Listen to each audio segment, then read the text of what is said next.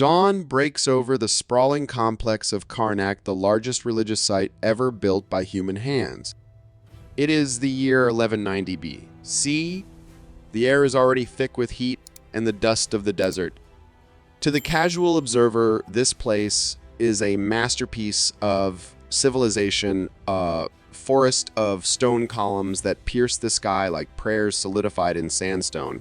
Tourists today walk these halls with cameras, marveling at the hieroglyphs that speak of victory of gods of eternal order. But if you look down past the polished granite and the golden inscriptions into the foundations of the temple, there is a story the stones have tried to hide for 3 millennia.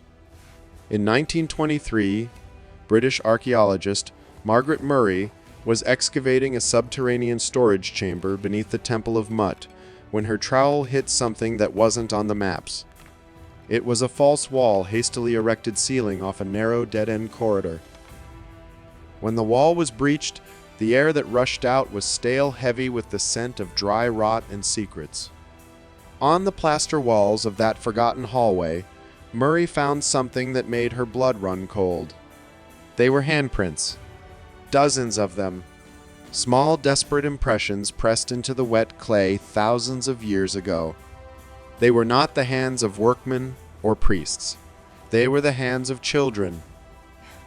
And beside them, scratched into the limestone with a shard of flint, was a single phrase written in the crude, shaky hieratic script of someone who had learned to write in secret.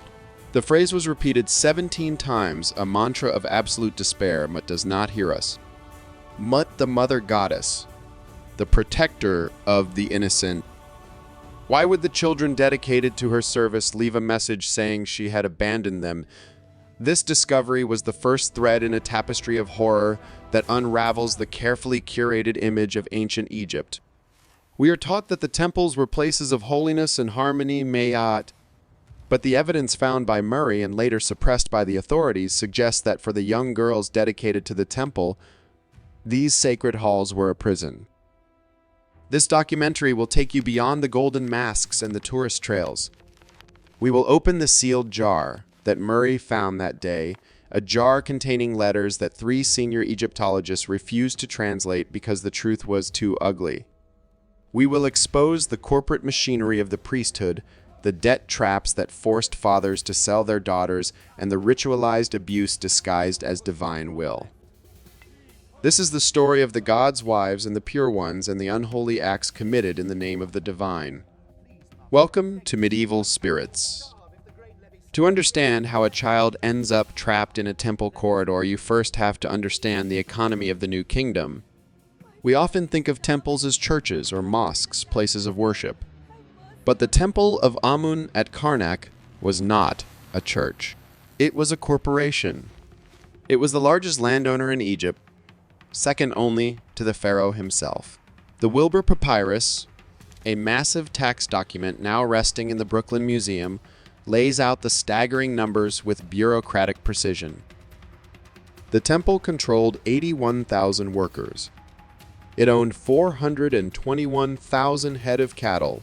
It managed 83 ships and hundreds of workshops.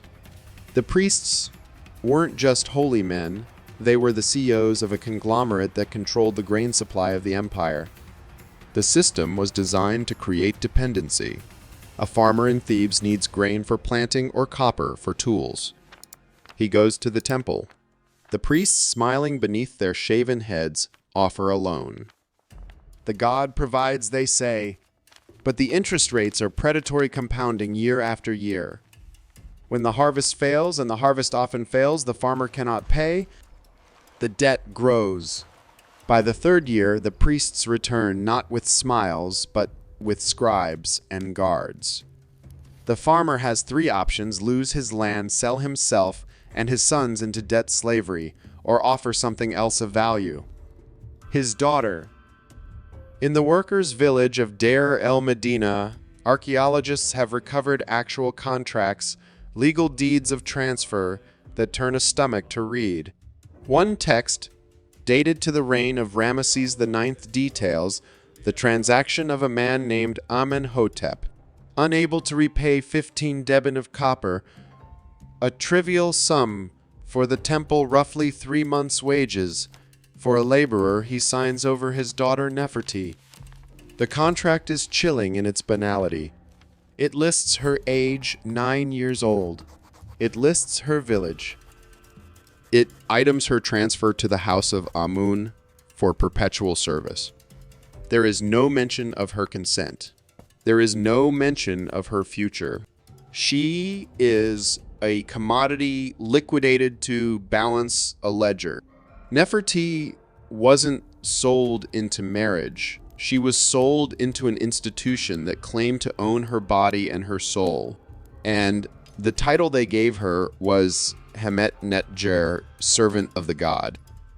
What happened to Nefertiti and thousands like her once the heavy cedar doors of the temple closed behind them? For decades, historians assumed they became singers or dancers, harmless roles depicted in the colorful tomb paintings. But in 1896, Flinders Petrie excavated a priest's tomb at Abydos and found a scroll that shattered that illusion. Catalog number 100042 in the British Museum. It reads like a technical manual, dry procedural guide for the initiation of the Pure One. It describes the process of turning a frightened girl into a vessel for the god. The text instructs that on the day of entry, the girl is to be taken to the sacred lake, the rectangular pool you can still see at Karnak today. There, under the gaze of the Wab priests, the Pure One, she is stripped of her garments. Her clothes, the last link to her village and her family, are burned. She is bathed in the cold water, scrubbed with natron salt until her skin is raw. Then comes the examination. The text uses a specific medical term instructing the priests to inspect her body for purity. It is an invasive, humiliating process conducted by adult men on a prepubescent child. Her hair is shaved off her eyebrows, her head, everything, to ensure no impurity remains. She is left bald, naked, and shivering. Then she is forced to speak the oath. Standing in the flickering light of oil lamps, surrounded by men in white linen robes and leopard skin cloaks, she repeats the words, "My body is the property of the god. My will is his will." At 8 or 9 years old, she cannot possibly understand the legal and spiritual weight of these words. She is signing a contract of total submission. But the priests understand. To them, she has ceased to be a human child. She has become a ritual object, a chalice to be used in the service of Amun. And once she speaks those words, the trap snaps shut. She is granted access to the inner sanctum places where even the pharaoh's vizier cannot go. But she is barred from ever leaving the temple walls. She is a prisoner of privilege. The reality of their service was hidden for thousands of years until Margaret Murray opened that sealed jar in 1923. The letters inside were written by a woman named Tentopet, a temple servant who lived and died within the walls of Karnak. Written in Demotic, the script of the people, not the gods, these letters are a cry for help that never reached the outside world. In them, Tentopet describes a ritual that the official hieroglyphs never mention. She calls it the monthly choosing. Tentopet writes, "In my 12th year of service, I was chosen for the monthly rite. I had seen other girls chosen before me. They always returned silent, changed. The ritual took place during the Feast of Opet, or the beautiful festival of the valley times when the god's image was paraded. But for the girls, it happened in the dark of the inner sanctuary. The high priest would don the golden mask of Amun, a terrifying visage with the curved horns of a ram. He would tell the chosen girls that the god had descended, that he was inhabiting the priest's body, and that they were blessed to receive the divine seed. The youngest was 8 years old," Tentopet writes. She cried. The overseer struck her and said tears were impurity. The abuse was framed as a sacrament. The girls were told that their bodies were vessels for the god's pleasure, that their pain was a form of worship. Murray noted in her diary that this was systematic abuse disguised as religious duty. It wasn't the chaotic violence of a raid. It was the organized, scheduled violence of a bureaucracy. Temple records from Medinet Habu even show rotation schedules listing girls by name with check marks next to their dates of service. It was managed with the same cold efficiency as the cattle counts. The priests had convinced themselves and tried to convince the girls that this rape was holy. Is this just the testimony of one bitter woman? The archaeological record says no. In the 1960s, Danish archaeologist Lise Manish began studying ostraca shards of limestone and pottery used as scrap paper found in the rubbish heaps of the temples. She was looking for administrative texts. What she found were medical prescriptions, dozens of them, and they tell a horrifying story of the physical toll this life took on the girls. The prescriptions are specific. They detail treatments for genital trauma in young girls. They list remedies for cooling the womb and stopping bleeding after the god's visitation. One prescription instructs the physician to grind acacia leaves with honey and apply to the wound, binding it with clean linen. Why would a house of virgins need constant treatment for traumatic injuries to their reproductive organs? Other shards contain recipes for rudimentary contraceptives, crocodile dung, and fermented dough, and abortifacients. For a place supposedly dedicated to purity, the medical waste suggests a clinic dealing with the aftermath of sexual violence. Manish also found a letter on a shard of pottery written in a shaking hand. It reads, "To my sister Mudamwaya, who serves in Mutt's house. I am sorry I gave you to them. I am sorry I believed the priest when he said you would be blessed. Your mother weeps every night. I do not sleep. Forgive me." It is a letter from a brother who realized too late what he had done. The letter was found in the temple dump unbroken but likely undelivered. The priests controlled the flow of information as tightly as they controlled the girls. Mudamwaya likely never knew her family regretted the deal. She died thinking she had been abandoned. It is important to address the counter-argument. History books often point to the god's wife of Amun as a position of immense female power, and it was. Women like Hatshepsut, and later the divine adoratrices of the 25th and 26th dynasties, commanded armies, ruled Thebes, and performed rites that were crucial to the state.